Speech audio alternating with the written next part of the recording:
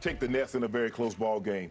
Brooklyn knows if they don't win this game, it's over. The likelihood of them coming back, considering how they have played and how difficult they've made it on themselves, the likelihood of them winning the next 4 games is not very good. Can KD continue to struggle, shoot this bad? But it's not all him, Skip. Now, I think sometimes because KD is such a prolific scorer, and we understand and recognize and give him credit for who and what he is, the Boston Celtics defense has been sensational. They're not allowing him to play one-on-one.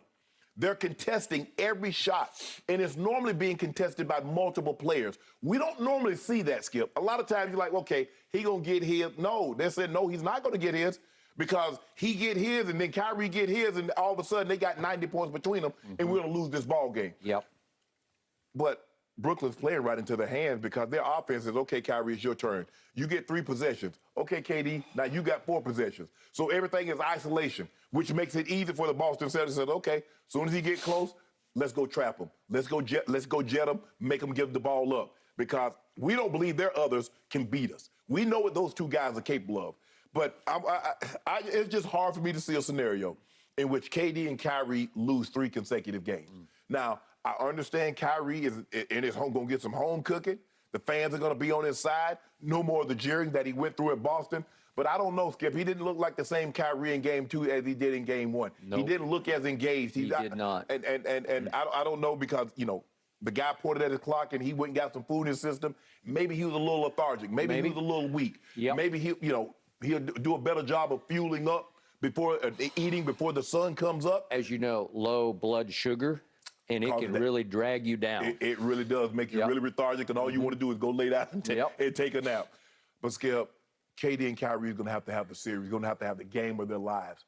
Because I get it, role players play better at home. The crowd's in their favor.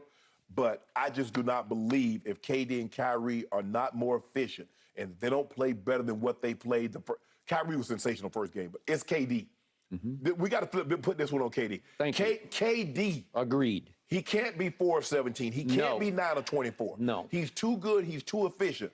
But Jalen, the job that Jason Tatum is doing might be one of the best jobs that you'll see. A guy that's known for a score, he says, you know what, I'm willing to sacrifice some of my scoring in order to exert a lot of energy trying to deal with him. And once he puts that ball on the floor, if he ever turns his back, KD, stop turning your back. Because the moment you turn your back, somebody's coming to pick your pockets on the other side. I'm going to take the Nets in a close ball game. It's either now or never, Skip. It's either now or never. Very smart points. And now I realize where you get your smartness from because you shared yesterday with me because I was choking over here because of Kevin Durant. Yeah. You shared your smart water. That's where you get your smartness from. It's got smarts in it, right? Yeah. I got to get me some of that. Yeah, you got no Diet Dew doesn't have any smart in it. It just has caffeine. That'd have been burning going down, so you'd have been coughing even more. I probably would have.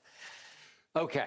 Would I, as the biggest Kevin Durant fan on this planet, would I be shocked if Kevin and Kyrie suddenly said, not in our house, and won a couple of games and made this a series going back to Game 5 in Boston? I would not be shocked.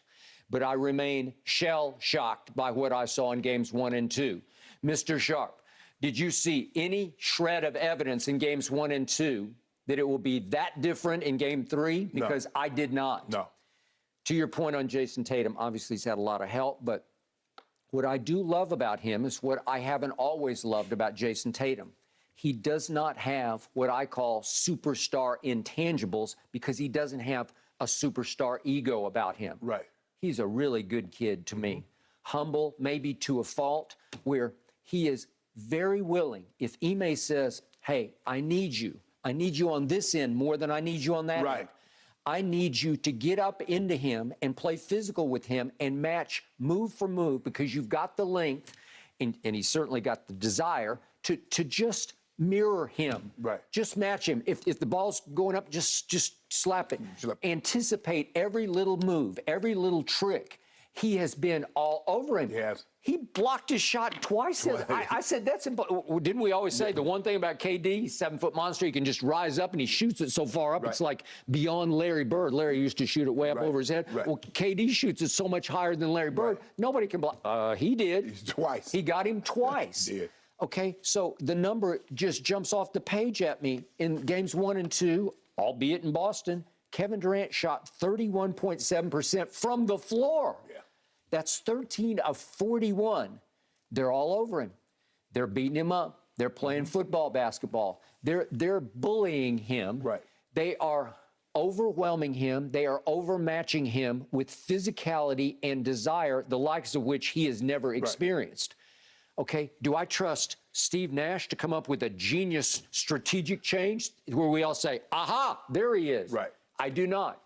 I will say this. I believe right now Kevin Durant is missing Golden State, missing Steve Kerr, missing share the ball. Right. Because the one thing he got to experience in Golden State is what he didn't have with Russ all those 9 years in Oklahoma City because they were just Kyrie and KD. Right. Your turn or my turn. Unfortunately, Kyrie will defer more to KD than Russ would because Russ is dribbling the ball up the floor saying, sorry, I'm a it's my turn. superstar too. Yeah, I'm actually better than you. In my head, I'm better than you are. So I'm going to shoot more shots than you. It's my turn. It's my turn. Well, Skip, it was hard to double team KD because the ball's moving and you got two other great shooters over there, Steph and Clay. Plus, they do move the basketball, and it is beautiful basketball. Yes. Because they'll say, Kevin, if you just run off a pick or let somebody come run to you and pick for you, and then you curl off the pick, we'll get you the basketball. Right. And you'll have your 15-footer. You'll just go right up and shoot it, and you'll nail it. Right. And we'll make sure because we're all moving. We're all moving and sharing. And it's fun to play that way because Kevin wants to play that way, and now he's back to iso ball. And, man, it's just hard on my eyes. It's hard to watch Kevin get this pass way up over his head out by the bench, right? But here's the thing, though, Skip. When you play that style of ball, the systems get more credit than you. Yeah. See, now all of a sudden it's the ball movement. I buy that. I got it. In Brooklyn, Skip, what is it? It's ISO. It's one-on-one. There's not a better one-on-one player than Kevin Durant. He's 7 foot tall. Kyrie. Thank you. So now ain't nobody running no plays. Ain't nobody back picking. Okay, it's my turn, Kyrie. Give me the ball over here in 17 feet and let me turn around and do something with it. Okay. They are 4-point favorites tomorrow evening. 4-point favorites. That's a reputation spread to me because it's not a stat spread because I can't sell it. Right. He's in the second half of games, Kevin Durant in games 1 and 2, 7 of 24. That's 29.2%. Second half, he's 1 of 5 from 3. He's a minus 30. Okay, so back to the question at hand. No, I just don't think Brooklyn can win this game. I don't because Boston, and by the way, we talk about, is Ben Simmons coming back? It sounds to me like Robert Williams just might come back. He's traveling with the team. Right. He may be back. Before Ben Simmons? Well, he just might be.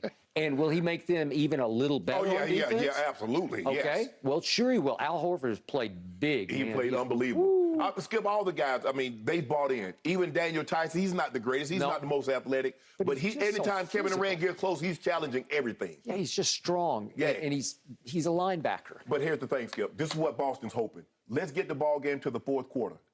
Let's get it late into the ball game. We know because they're going to have to play Seth. They're going to have to play Dragic. They're going to have to play Patty, or they're going to have to play Kyrie. Two of those guys are going to have to play. Now, we're going to have an advantage because somebody's going to have to guard Marcus Smart, Jason Tatum, or Jaylen Brown. Now, who you taking? Now, who do you want? You want to put Seth Curry on? Who you want to put him on? Because we're going to take him down in the paint. Who you going to put Dragic on? Who you going to put Kyrie on, Skip? That's the problem that you guys have is that you guys can't defend. I mean, you get a stop here or there. But when you absolutely, because you mentioned in the game 1, what did they get? They got 5, 6 straight layups. Not no jumpers, layups at the basket. Down the stretch. Yes. Yep. And so, again, when you're that small and you got KD, and basically you're playing KD and Bruce Brown, those are your big guys. Really? Where's your rim protection? I'm going to the paint. I'm taking Kyrie, I'm taking one of those guards, and I'm going to the bucket. Will we see a LaMarcus Aldridge sighting? Will we see Blake Griffin come off the bench? Does he even travel? Does he even dress? He dresses. He sits. Yeah. He claps. Right? He's a good guy. He hangs in there. Right. No.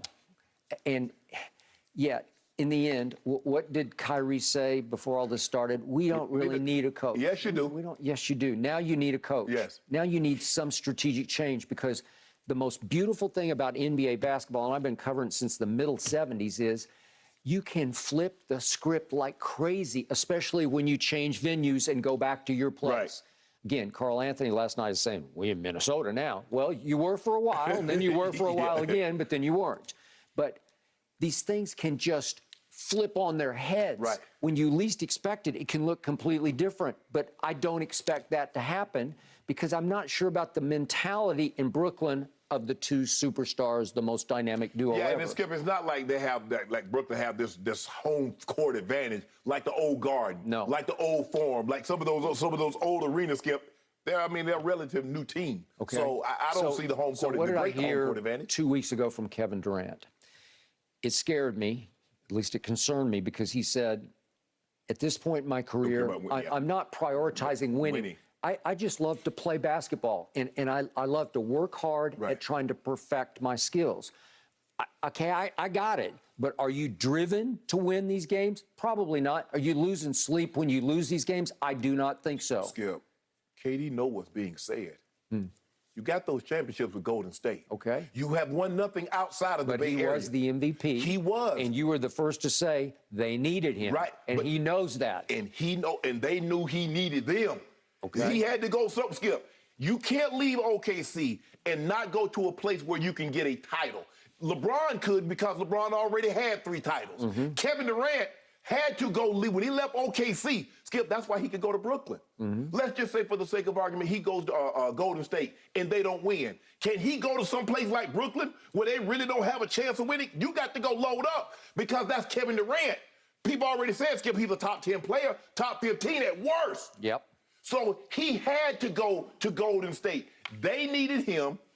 He needed them, and it was a perfect match. Probably would have went 3 for 3 had he not got injured. Clay got injured. I would agree. But Skip, it is easy for you to say, well, you know what, winning, winning is cool.